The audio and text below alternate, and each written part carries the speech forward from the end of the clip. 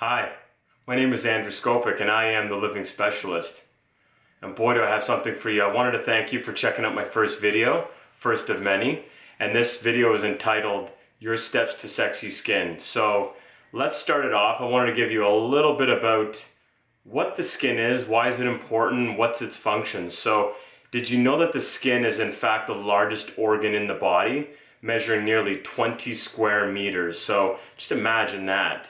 Massive. Now, what does it do and why is it important? Well, do you ever get a sensation, a touch, hot or cold? The skin has in fact got numerous functions, including the sensation of touch, the sensation of cold and hot as well. From the outside environment, the skin forms a protective layer to protect the internal environment from infectious diseases, microbes, things like this nature. And in order for the body to function at a high level, we need to make sure that the skin is actually showing signs of health, since the skin is truly an indicator of what's going on inside. And so let's get right into it.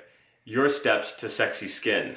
So number one, I want you to picture this. You got your counter in front of you, your medicine cabinet ahead, and you make your trip to Shoppers Drug Mart or your fancy beauty spot, and I want you to buy the most fancy, amazing conditioners, moisturizers, toners, and face washes. Okay, so line those up.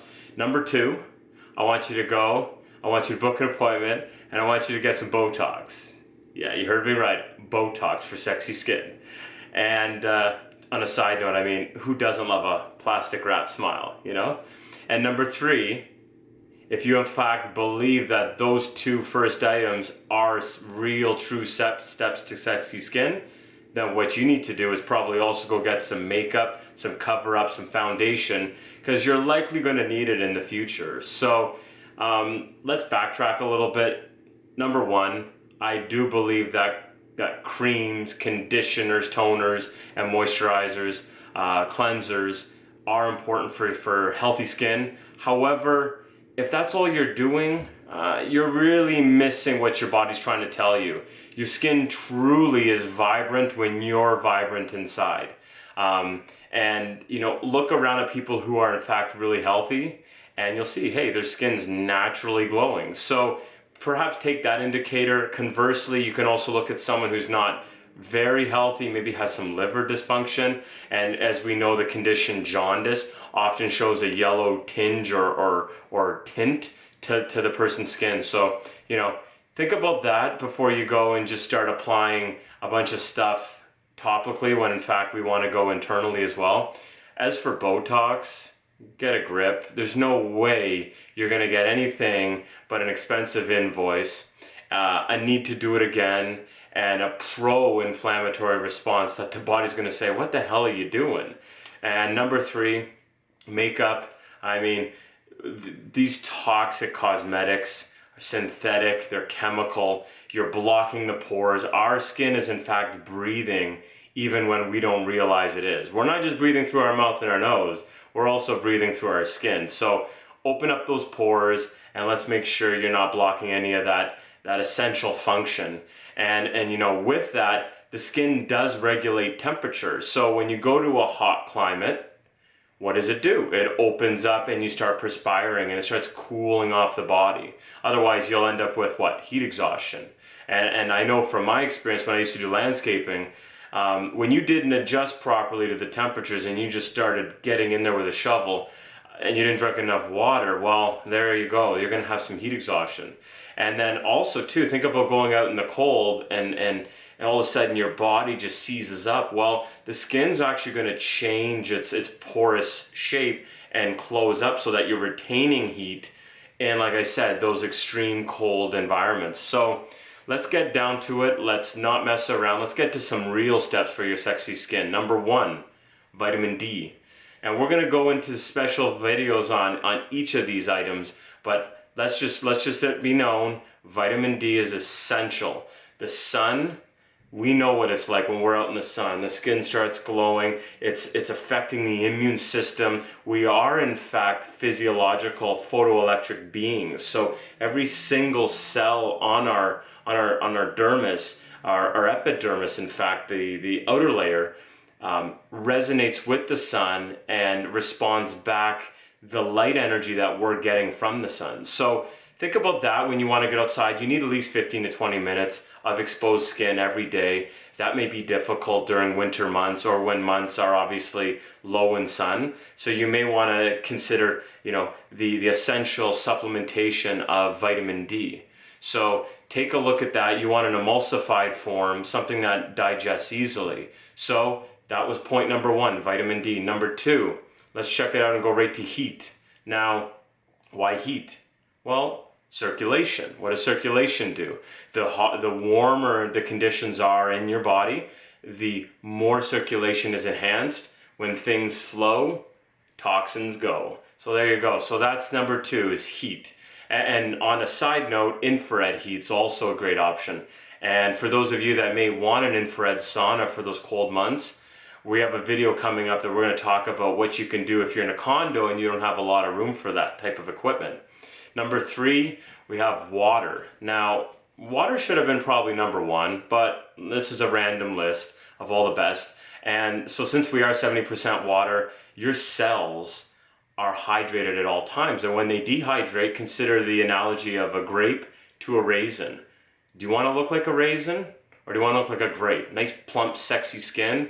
Get on it. So water, I'm not going to get into measurements on how much you're supposed to drink, because the problem with that is if you're only drinking 1 glass of water right now, I'm not going to tell you to drink 8 glasses because that makes no sense. That's something you're not going to do. You may respond back to not drinking water after you say, that guy's an idiot, told me to drink 8 glasses of water. So if you're drinking 1 glass, drink 2 and go from there. And it's always best to drink room temperature water. We're going to get into the reasons why. Some of you may say, well, cold water burns calories. We'll have a discussion on water in more than one video. Now, under the topic of water as well, for skin, shower filters. Now, shower filters are essential. If you're showering in toxic water and when it's heated, it creates a steamy environment, your pores open up, those toxins are going to interact with your skin. So get a shower filter. We can go into that discussion as well later on. But if you're showering in municipal water or town, city water, you got to get a grip and get that thing filtered. Number 4, circulation, essentially movement and exercise. Now, getting back to what I said about heat, when things flow, toxins go. You want to bring in fresh nutrients and you want to carry out fresh waste products. And so really what circulation does is it allows your body to constantly replenishing the body. And we're not just talking skin, we're talking your organs, we're talking all your essential functions.